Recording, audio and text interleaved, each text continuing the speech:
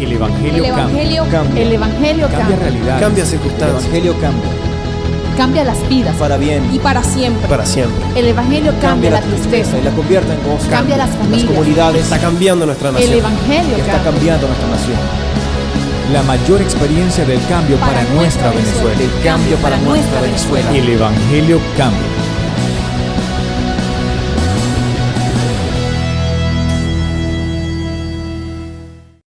Bendiciones para todos, iglesia, bendiciones para los que nos ven por internet. Gloria a Dios porque usted ha vencido hoy y está en este lugar, amén. Aleluya. Le voy a pedir que busque en el libro de Nehemías, capítulo 1. Libro de Nehemías, capítulo 1. Gloria a Dios. Y le voy a pedir que me acompañe por unos minutos a hacer una lectura en este libro de Nehemías, porque necesito que tenga el contexto de la palabra que vamos a poner en esta mañana, amén. Nehemías 1, verso 1, palabra de Nehemías, hijo de Acalías. Aconteció en el mes de Quisleu, en el año 20, estando yo en Susa, capital del reino, que vino Hanani, uno de mis hermanos, con algunos varones de Judá, y les pregunté por los judíos que habían escapado y que habían quedado de la cautividad y por Jerusalén. Me dijeron: el remanente, los que quedaron de la cautividad allí en la provincia, están en gran mal y afrenta, y el muro de Jerusalén derribado y sus puertas quemadas a fuego.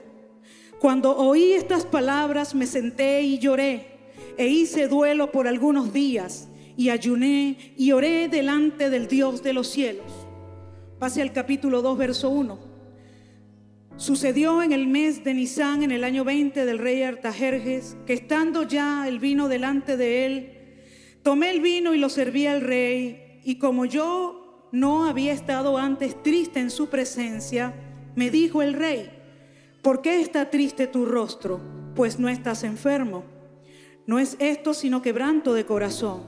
Entonces temí en gran manera y dije al rey: para siempre vive el rey, ¿cómo no estará triste mi rostro cuando la ciudad, la casa de los sepulcros de mis padres, está desierta y sus puertas consumidas por el fuego? Me dijo el rey: ¿qué cosa pides?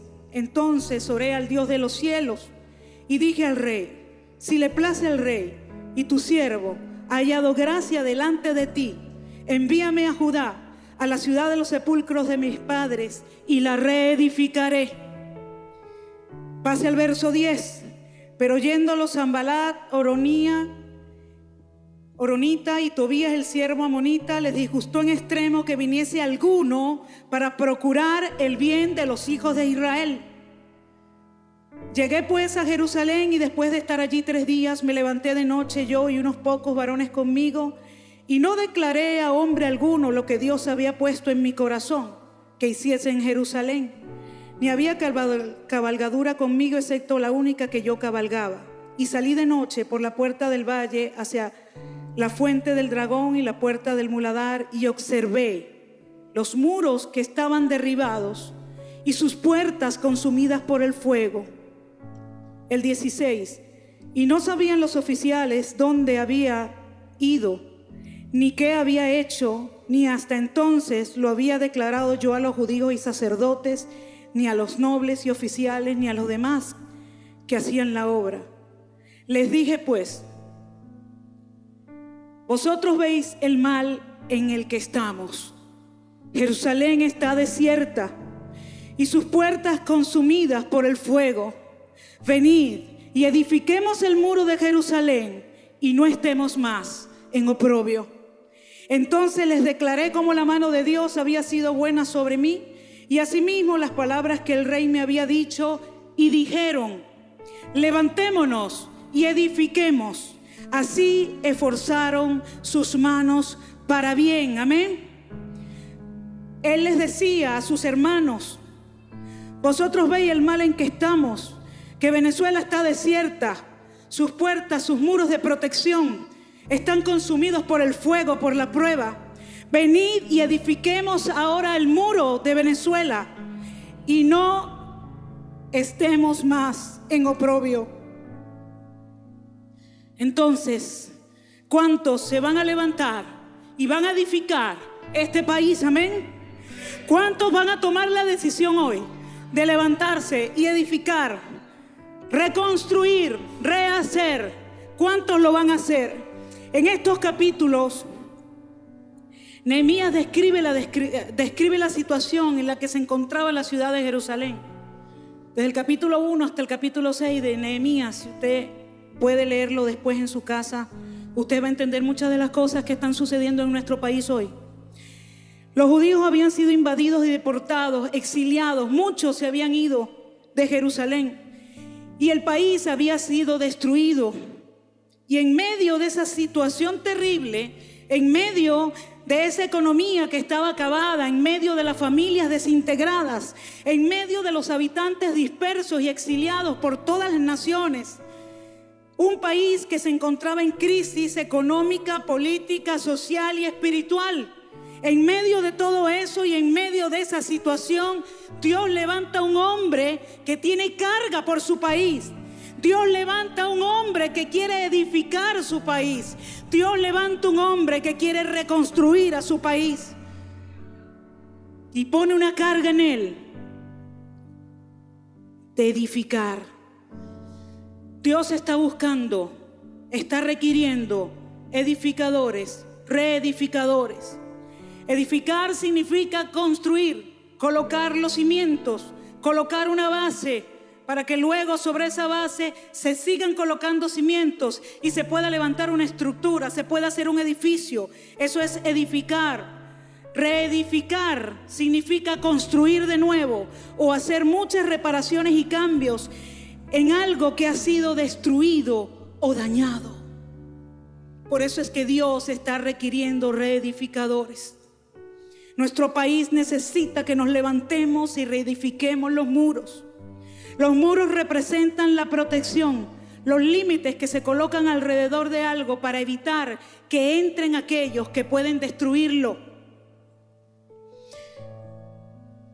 ¿Estamos dispuestos? ¿Estamos dispuestos?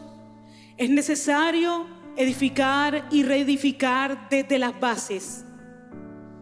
No podemos comenzar a reedificar sobre bases equivocadas.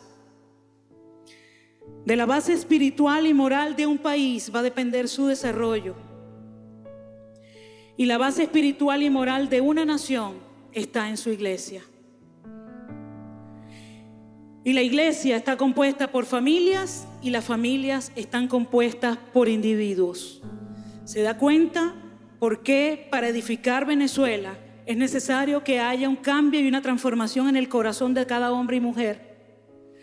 Porque los hombres y las mujeres componemos las familias componemos la iglesia. Y la iglesia es la que tiene el reservorio moral y espiritual de un país, está en la iglesia. Por lo tanto, escuchamos expresiones que dicen que la situación es falta de gobierno. Yo diría que no es falta de gobierno, es falta de iglesia. Es falta de iglesia. Y hoy tú y yo estamos en este lugar recibiendo una demanda de parte del cielo para que nos levantemos y edifiquemos. Amén. Es necesario edificar y reedificar desde la base que es la familia. Para levantar un país necesitamos levantar las familias. Necesitamos edificar las familias, los individuos. Fíjense que en el 4:13 del mismo Nehemías, ya ellos habían comenzado a reparar los muros, habían avanzado en gran parte, pero habían lugares del muro que todavía la altura no era suficiente para que estuvieran protegidos. Habían otros lugares que estaban abiertos. En Nehemías 4:13 dice: entonces por las partes bajas del lugar y detrás del muro y en los sitios abiertos puse al pueblo por familias. Puse al pueblo por familias. Las familias son las que salen en defensa de la moral, de la espiritualidad de un país. Amén. con sus espadas y con sus lanzas y con sus arcos. Después miré y me levanté y dije a los nobles y a los oficiales y al resto del pueblo: no temáis delante de ellos, acordaos del Señor grande y temible. Y les dijo: pelead por vuestros hermanos, pelead por vuestros hijos y por vuestras hijas, por vuestras mujeres, por vuestras casas, pelead por tu matrimonio, pelea por tu familia, pelea por tu familiar que no está aquí hoy, pelea por ese familiar que no conoce a Cristo, pelea por tus hijos, amén. Y cuando oyeron nuestros enemigos, oiga esto, cuando oyeron nuestros enemigos que lo habíamos entendido y que Dios había desbaratado el consejo de ellos, nos volvimos todos al muro y cada uno a su tarea. Cuando lo hayamos entendido, cuando hayamos entendido que de la familia y de la salud de la familia dependen las iglesias y dependen las naciones, y nos levantemos y edifiquemos cada familia, cada matrimonio, cada hogar, que pueda ser ejemplo, que pueda ser luz en medio de esta situación de crisis. Cuando entendamos esto y lo hagamos, nuestros enemigos lo verán. Los enemigos que quieren destruir al país lo verán. Y podremos trabajar y hacer la tarea. Salmo 127:1: si Jehová no edifica la casa, en vano trabajan los que la edifican. Si Dios no está en medio del asunto, en vano trabajamos nosotros. Si Dios no es quien sustenta la familia, si Dios no es quien está como centro en la familia, en vano hacen lo que sea para sustentarse. Dijo Jesús en Mateo 7:24: por tanto, cualquiera que oye mis palabras, las palabras de Jesús, y las pone en práctica, será semejante a un hombre sabio que edificó su casa, su familia, su matrimonio sobre la roca verdadera que es Cristo, amén. Hay que reedificar las casas, hay que reedificar las familias.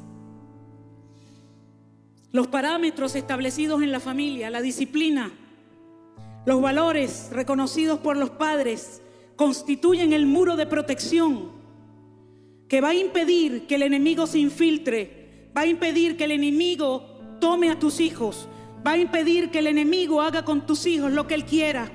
Los valores de Jesús que tú establezcas en tu hogar, los valores de Jesús que tú enseñas a tus hijos, los valores de Jesús que tú practiques y seas de ejemplo para tus hijos, van a protegerlos, amén. Necesitamos reedificar la autoridad en las familias. Los padres deben tomar la autoridad de la familia. En la familia no se hace lo que los hijos quieren, se hace lo que los padres, dirigidos por el Espíritu Santo, van a hacer y establecen hacer en un hogar, amén. Los hijos deben obedecer a sus padres. Es que mis padres no son cristianos. La palabra dice que los honres. No te preguntan ni te dice si son cristianos los honras y si no son cristianos no los honras. Te dice: honra a tu padre y a tu madre. Obviamente tú no vas a hacer nada que esté en contra de Dios, amén.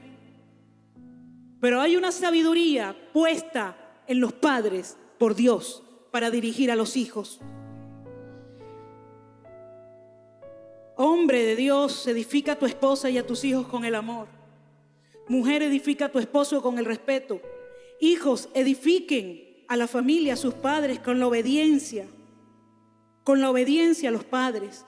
Es tiempo de reedificar los matrimonios. Es tiempo de reedificar esa unión que Dios hizo un día y que tú hiciste delante de Dios y delante de muchos testigos. Es tiempo de reedificar. Con el tiempo los escombros, las pruebas, las dificultades van haciendo mella en el muro de protección de un matrimonio. Las pruebas, los conflictos, las diferencias van haciendo mella en el muro de protección. Pero cuando tú, hombre y mujer, tienes la sabiduría de Dios, el Espíritu Santo está en tu vida y te guía, porque Él dice por la palabra que Él nos enseña todas las cosas. Entonces Dios te dará la sabiduría para reparar esos muros, amén. Y para reedificar tu matrimonio en Jesús, para que pueda avanzar, para que pueda establecerse y para que pueda ser ejemplo. No podemos edificar un país si no edificamos la familia. Es imposible. Dios ama la familia y está interesado en restaurarla, porque Dios es un Dios de restauración. Dios no ha venido ni envió a Jesús a destruir a nadie. Dios envió a Jesús a salvar, a edificar y a rescatar. Amén. Cuando Dios restaura a una persona, a una familia o a un matrimonio, Él restaura para siempre. Él restaura para crecimiento, Él restaura para mejor. Y cuando esto sucede, la familia, los vecinos son impactados. La familia y los vecinos, su corazón se abre para recibir el mensaje que tú tengas para ellos, porque han visto lo que Dios ha hecho en tu familia, en tu matrimonio y con tus hijos. Amén. Vemos una degradación moral en nuestro país. Salimos a evangelizar y nos encontramos con familias disfuncionales. Nos encontramos con abuso, con maltrato, nos encontramos con abuso infantil, nos encontramos con violencia doméstica y nos damos cuenta cómo está nuestro país. Nos damos cuenta cómo están los muros de la familia. Lo primero que tenemos que hacer es restaurar y reedificarnos acá, las familias que componen las iglesias, para poder ir en contra de todos esos enemigos. Y los enemigos son los espíritus que vienen a dañar la familia. Satanás sabe que si daña el matrimonio, daña a los hijos. Satanás sabe que si hace que un matrimonio se separe, los hijos en un futuro se separarán también, porque eso es un espíritu que entra a la familia. Y hay unas estadísticas alarmantes. A nivel mundial tenemos que de cada 10 matrimonios, 7 terminan en divorcio. Y eso es alarmante, porque se está trastocando, se está cambiando el diseño de Dios. Porque el diseño de Dios para formar familias es el matrimonio. Es el matrimonio. Si tú debes ponerte en orden en tu unión, hazlo. Porque el diseño de Dios para la familia es el matrimonio. Amén. Vamos a comenzar a restaurar desde acá adentro. Vamos a comenzar a restaurar desde acá. Para ser y para vivir en santidad no vale de nada si no es Jesús y la santidad de Jesús en ti, porque Él pone el querer como el hacer. Tú solamente tienes que decirle: Señor, ayúdame. Tengo esta debilidad, tengo este problema, Señor. He luchado mucho tiempo con esto y no he podido vencer. Pero tu palabra dice, Señor, que si yo pongo mi confianza en ti, tú eres fiel y justo, Señor. Y tú me vas a ayudar, y tú me vas a guiar, y tú me vas a sacar de aquí, Señor. Y tú vas a formar tu Espíritu Santo en mi vida, y tú vas a hacer de mí lo que tú quieres que yo sea. Cuando hacemos eso, estamos edificando, estamos construyendo nuestra vida. Pero cuando no reconocemos nuestro pecado, nuestro error, estamos edificando en la arena. Y continuamos un estilo de vida que está muy lejos de lo que Dios quiere, incluso estando dentro de la iglesia. Por eso es que tenemos que levantarnos a edificar, amén. Colocando a Jesús en primer lugar en nuestras vidas y dejar que sea Él, a través de su Espíritu Santo, que nos corrija, nos enseñe y nos indique el camino. ¿Cómo hablaremos a la nación de volverse a Dios?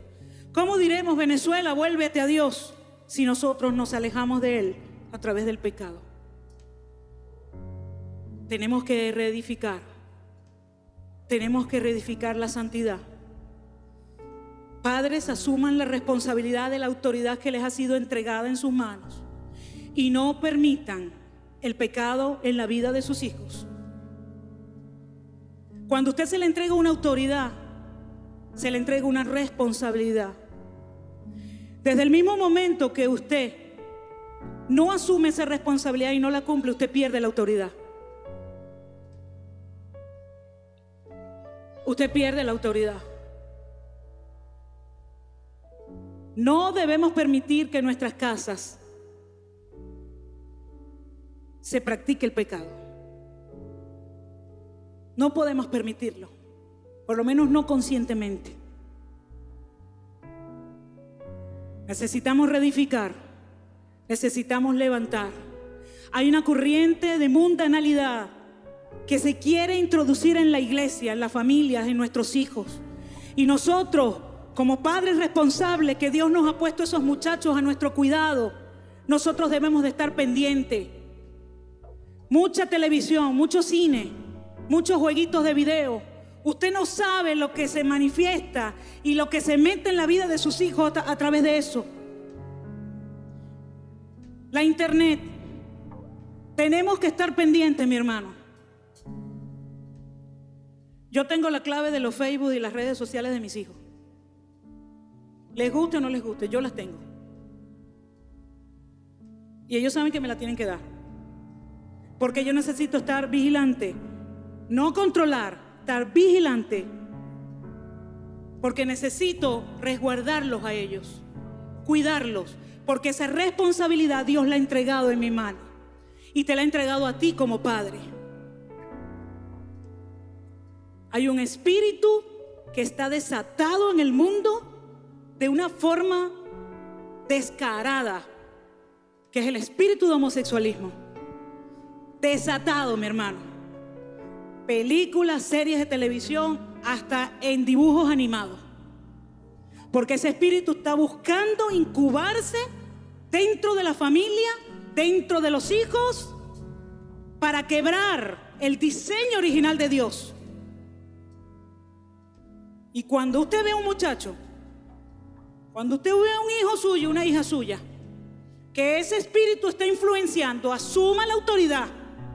Asuma la autoridad espiritual y la autoridad física como padre. Y no acepte eso. Háblele con amor, háblele con sabiduría y rescate a su muchacho. No permita que eso invada su familia.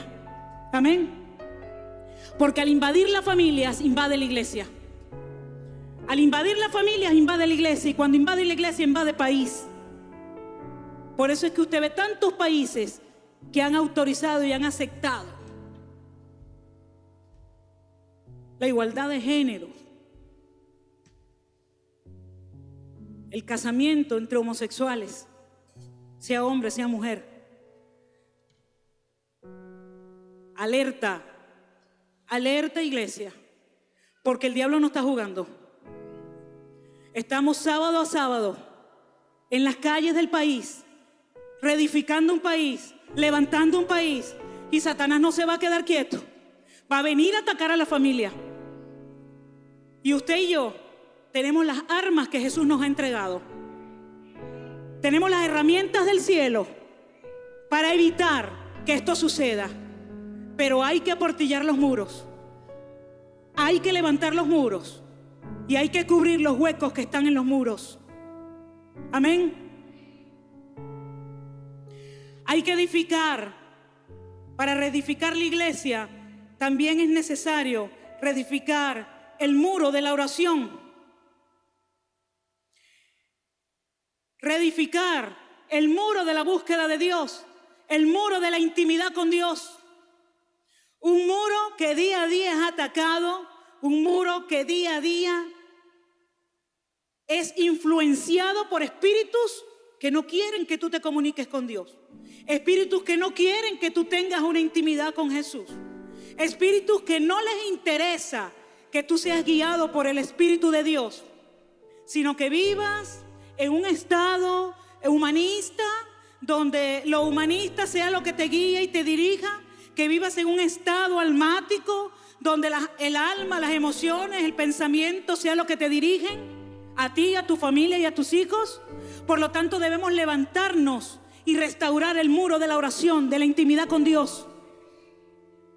Gente que se conforma con orar aquí en la iglesia. Y gloria a Dios, tenemos que orar en la iglesia. La oración corporativa en unidad de la iglesia tiene un propósito grande. Pero si tú no tienes intimidad con Dios en tu casa, en tu lugar de intimidad, si tú no tienes intimidad con Jesús, en tu carro, en tu trabajo, donde sea, tú puedes tener intimidad con Jesús donde tú decidas tenerla. Pero si tú no la tienes, esa oración que haces aquí no pasa del techo. Porque cuando tú tienes intimidad con Jesús, tú estás creyendo en Jesús. Tú estás confiando en Jesús. Tú estás comunicándote con Jesús porque tú le amas, porque tú crees en Él y porque tú sabes que Él está haciendo una obra contigo. Ninguno de los que estamos aquí podemos decir que la obra está terminada en nosotros. Ninguno. Dios sigue trabajando con nosotros. Dios sigue trabajando con nosotros. Dios sigue trabajando con nuestra alma, edificando nuestra alma, manejando allí, dándonos el equilibrio entre nuestras emociones y nuestro espíritu. Amén. Para que no sea el pensamiento, no sea la mente, no sean las emociones las que nos dirijan, sino que sea el Espíritu Santo de Dios que pueda dirigirnos y guiarnos en medio de las situaciones que podamos estar atravesando. Amén. Nehemías, en el capítulo 4, verso 6. Edificamos pues el muro y toda la muralla fue terminada hasta la mitad de su altura, porque el pueblo tuvo ánimo para trabajar. Pero aconteció que oyendo Sanbalat y Tobías, estos son los enemigos del pueblo de Dios, estos son esos espíritus que no quieren que tú te levantes en Dios y cumplas el propósito de Dios, y los árabes y los amonitas y los de Asdod, que los muros de Jerusalén eran reparados. Ellos estaban viendo que los muros de Jerusalén estaban siendo reparados, porque ya los portillos comenzaban a ser cerrados, las puertas comenzaban a ser cerradas. Se encolerizaron mucho y conspiraron todos a una para venir y atacar a Jerusalén y hacerle daño. Entonces oramos a Dios. Fíjese lo que hizo Nehemías cuando vio esta situación.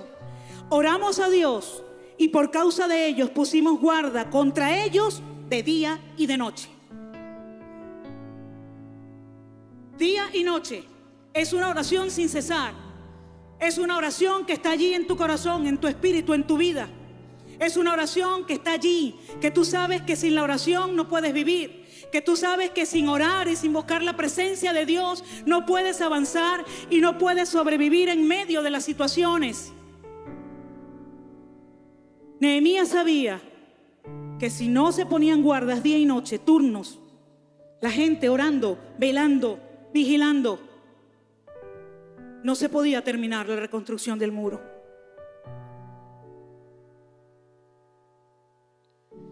Entonces, restaurando la iglesia, restaurando la santidad de la iglesia, restaurando la oración de la iglesia. ¿Cómo podemos restaurar la iglesia? Restaurando la unidad de la iglesia. En Nehemías 4:17 dice: los que edificaban el muro, los que acarreaban, los que cargaban, o sea, los que estaban trabajando en la obra de albañilería del muro, con una mano trabajaban en la otra, con una mano trabajaban en la obra y en la otra tenían la espada.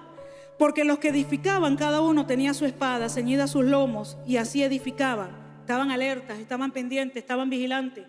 Estaban edificando, pero no se dormían. No, ya yo traté esta situación con mi hijo, ya la superó y entonces me duermo. Y viene otra situación a atacarle. O ya traté esto en mi vida, ya superé esta situación, pero entonces no velo. Y viene otra situación a atacar. La palabra dice que cuando echamos fuera un espíritu inmundo, va y busca 7 peores que él y vienen y quieren atacar otra vez la casa. ¿Ok?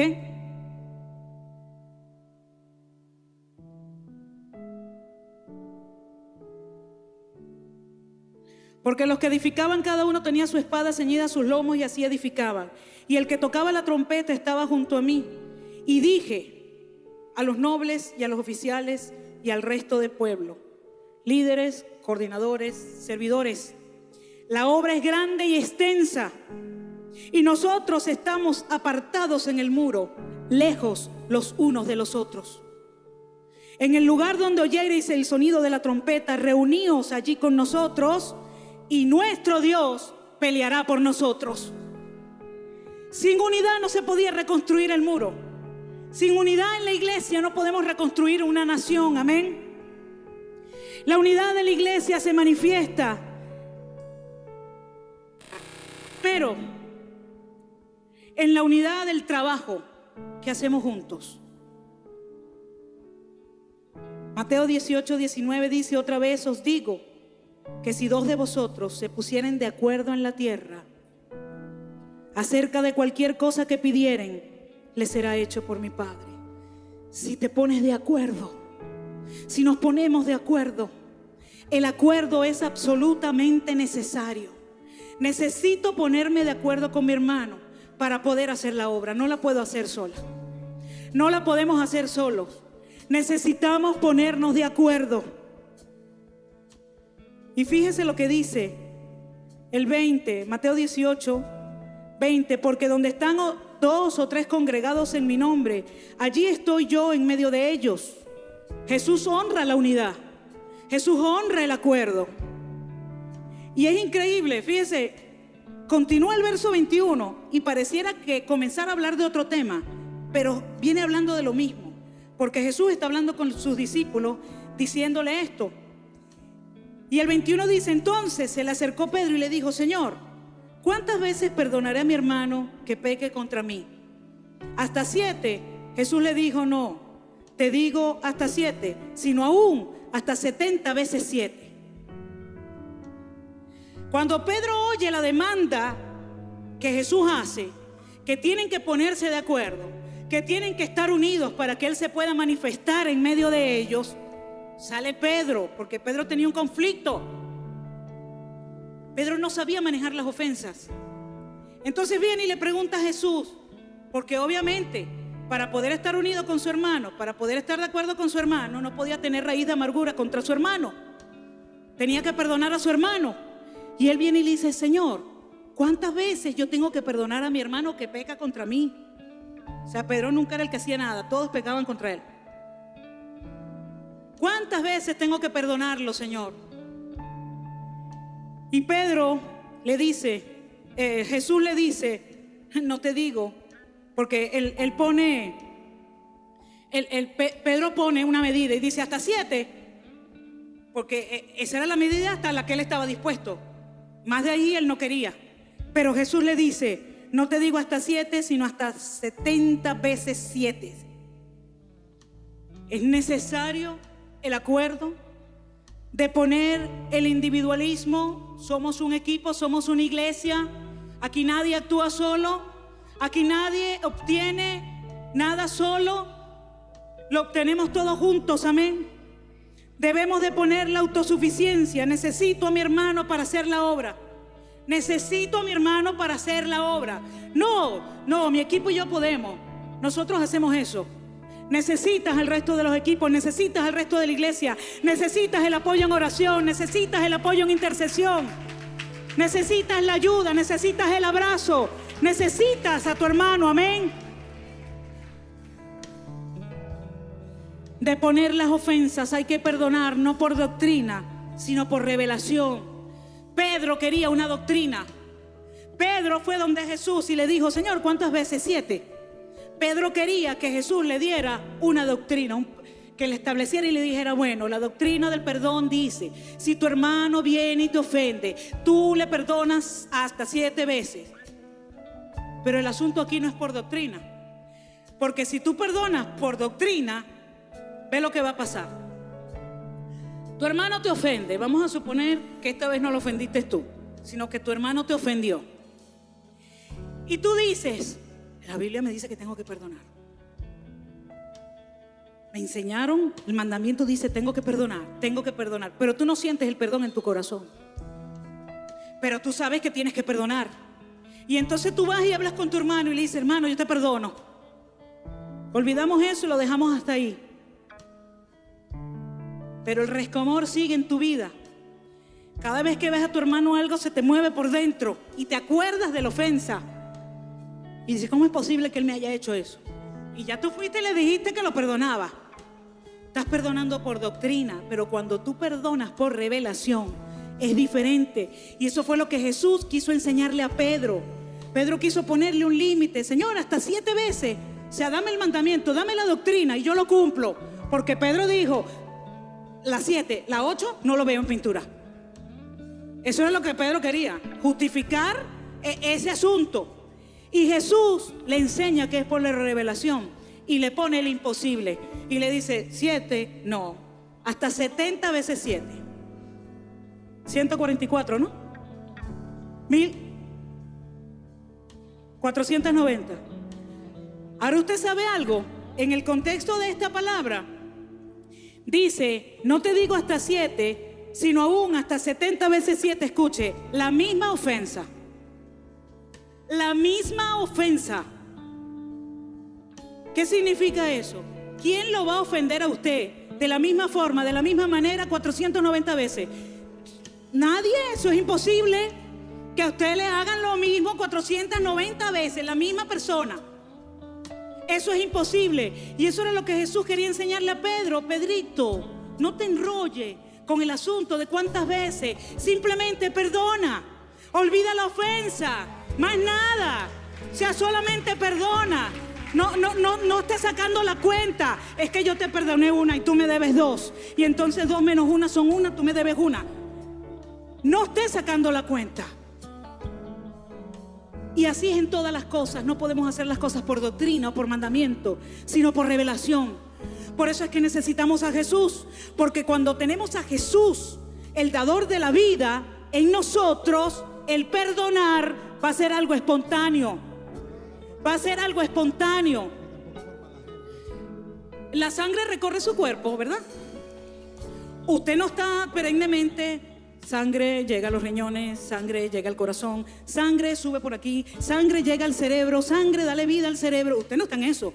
La sangre fluye, fluye, fluye y le da vida a todo. Así es Jesús. Así es cuando tenemos a Jesús dentro de nosotros. Él fluye, fluye, fluye y le da vida a todo. Por eso es que cuando tenemos a Jesús podemos perdonar, podemos amar, podemos trabajar con nuestro hermano y no significa que no haya diferencias. No significa que yo no esté todo el tiempo de acuerdo con mi hermano, pero igual lo hago con él. Igual lo hago con él. Igual trabajo con él. Amén.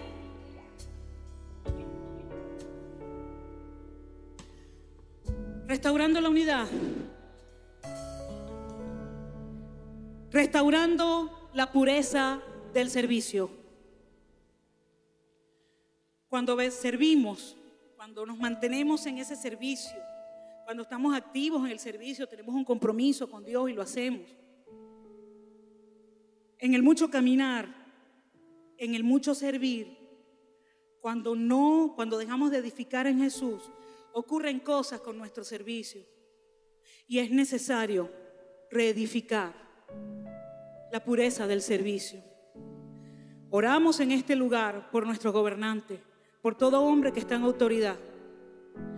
Nuestros gobernantes son servidores públicos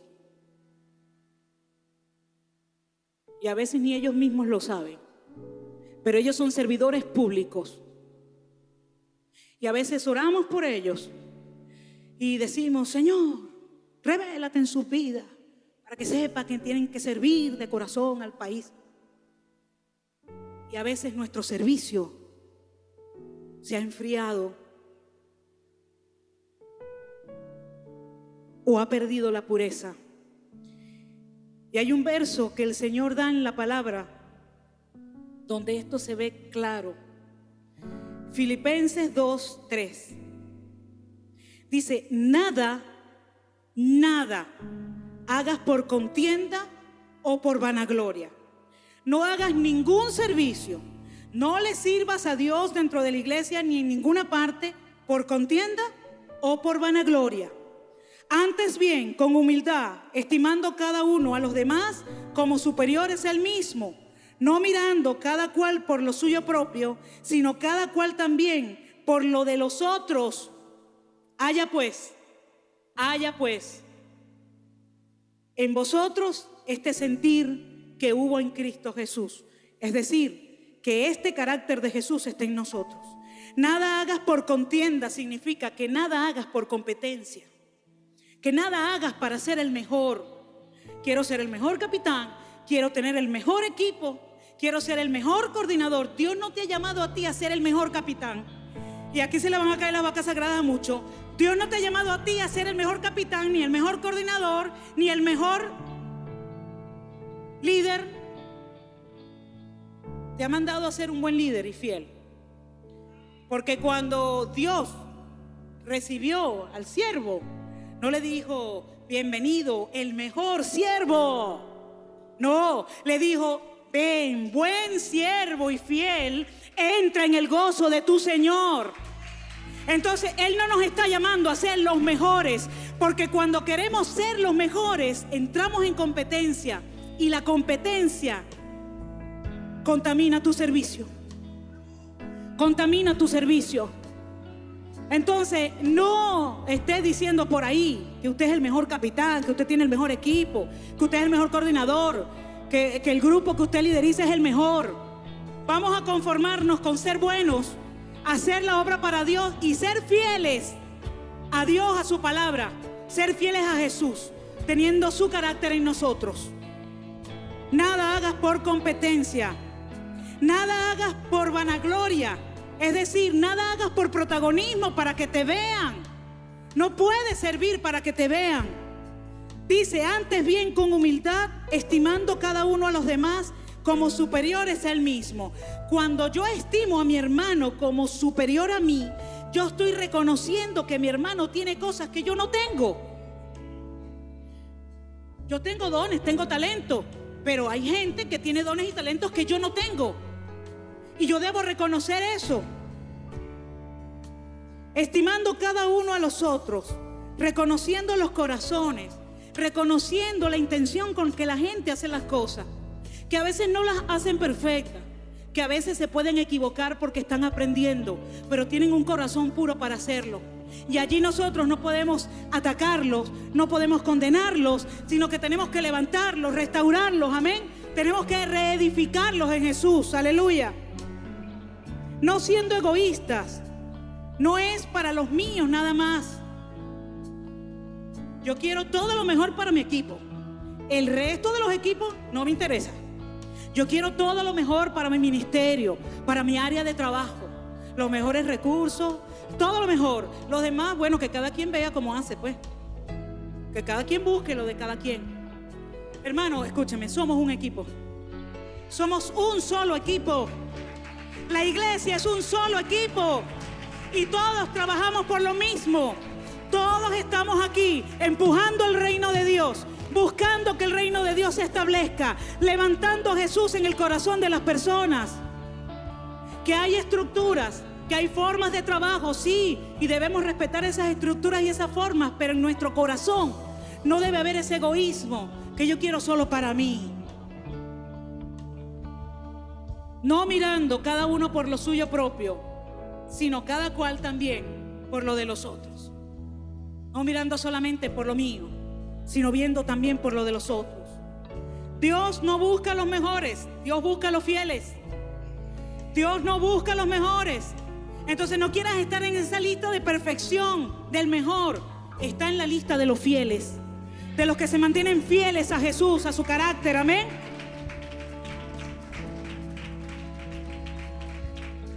Mateo 25:23, su Señor le dijo, bien hecho, buen siervo y fiel. Buen siervo y fiel, sobre lo poco has sido fiel, sobre lo mucho te pondré. Por eso es que usted ve, tú dices, bueno, pero es que ese no es el mejor que lo hace. Ah, pero a ese se le puso. Porque no será el perfecto, pero es bueno y es fiel. Y ese es el que Dios levanta. Y ese es el que Dios promueve, amén.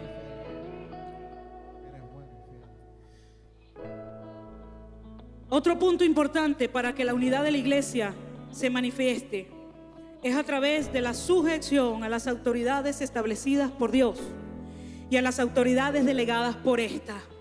Es un principio que si es transgredido, se pierde el derecho a ser autoridad.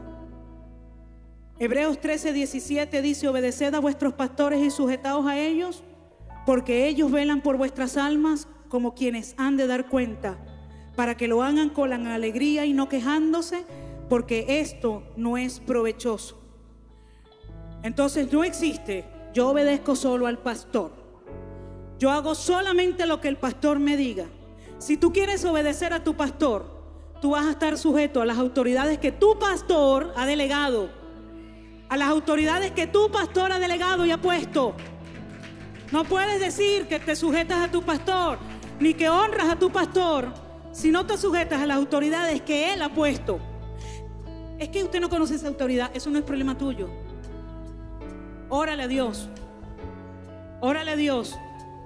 Y el pastor se va a encargar de jalar esa autoridad. Como Él lo puso, Él lo quita. Amén.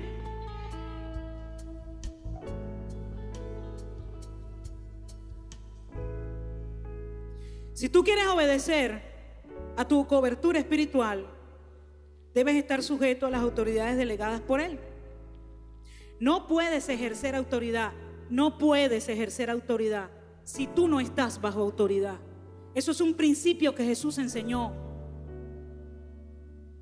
No, es que como yo me peleé con todo el mundo en la iglesia, como ningún líder sirve, los coordinadores no funcionan, los capitanes menos, entonces yo me dirijo al pastor, nada más al pastor.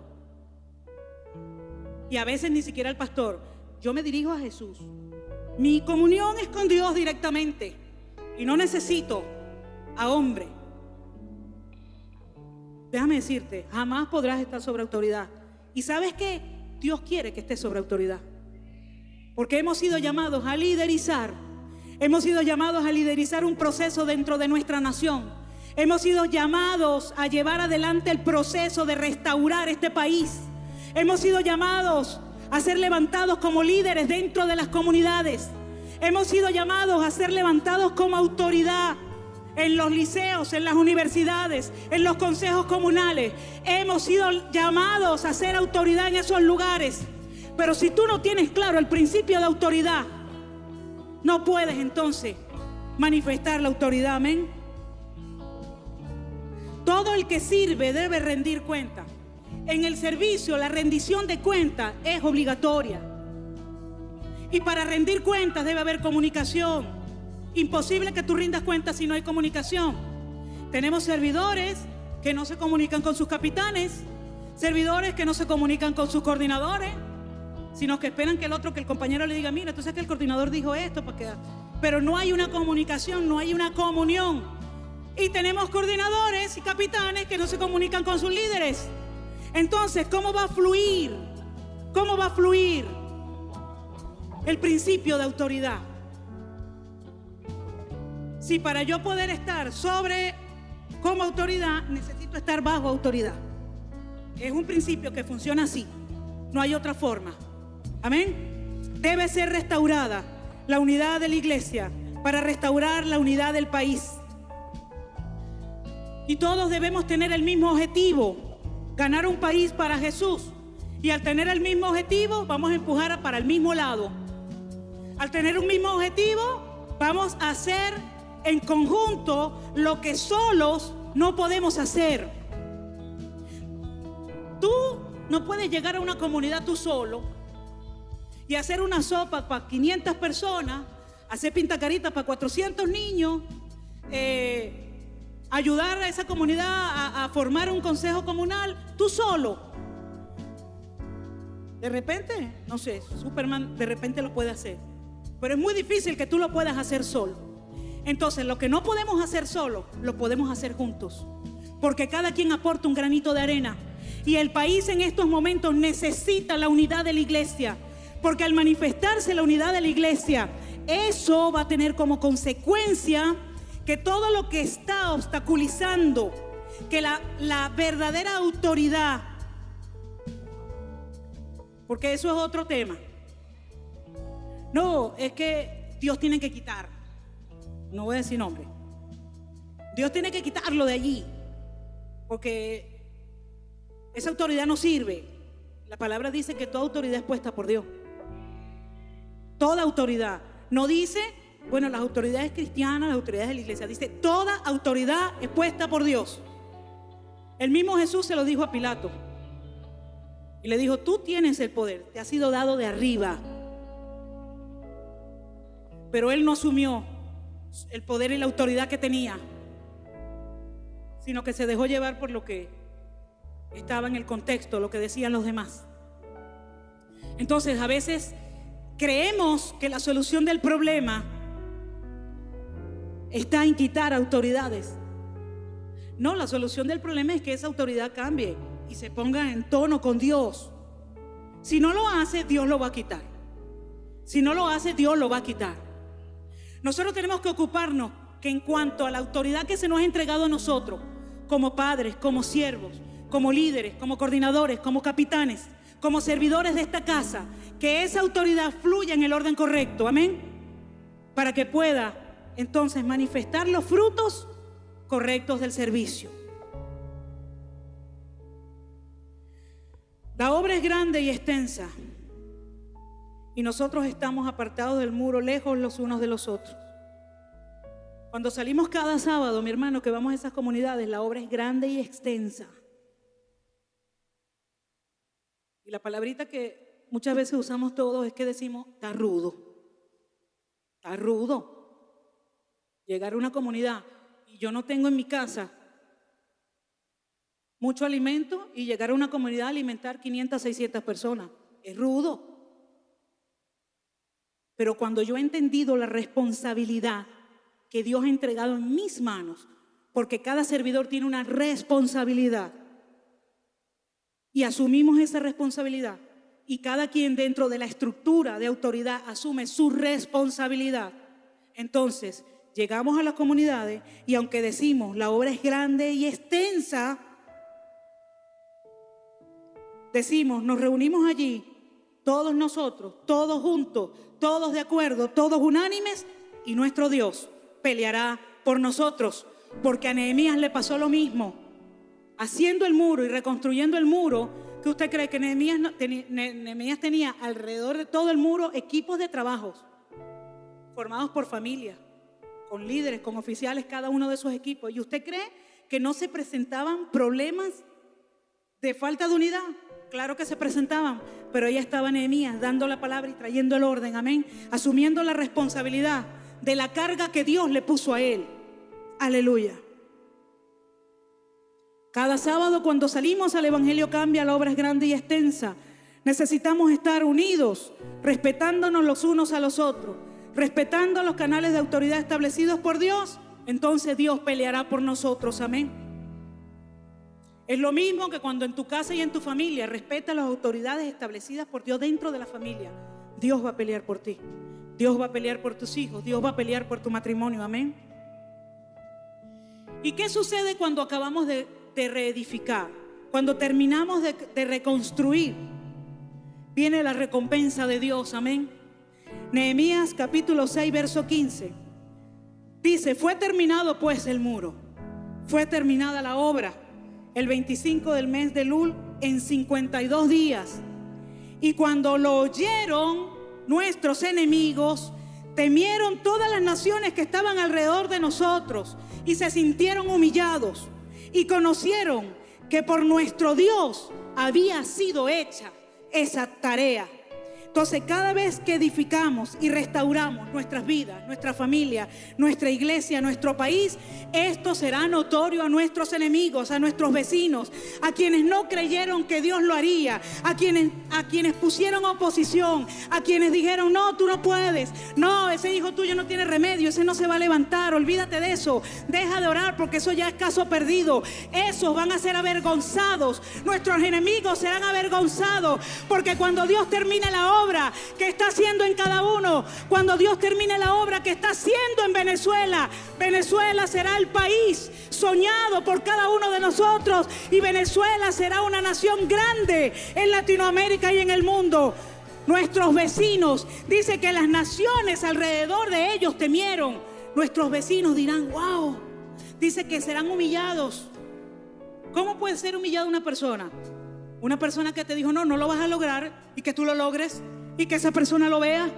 Nuestros vecinos, nuestra familia verán el cambio. Nuestros vecinos, nuestra familia verán lo que Dios ha hecho en nosotros y en nuestros hijos. Amén. Y levantaremos y edificaremos. Aleluya. Cuando Dios restaura la iglesia, la nación es impactada. Se sentirán humillados. Entenderán que ellos necesitan a Dios. Lo entenderán y conocerán que solo Dios puede construir una vida, una familia, una iglesia y un país. Todos los venezolanos reconocerán que solamente Dios puede reconstruir a Venezuela.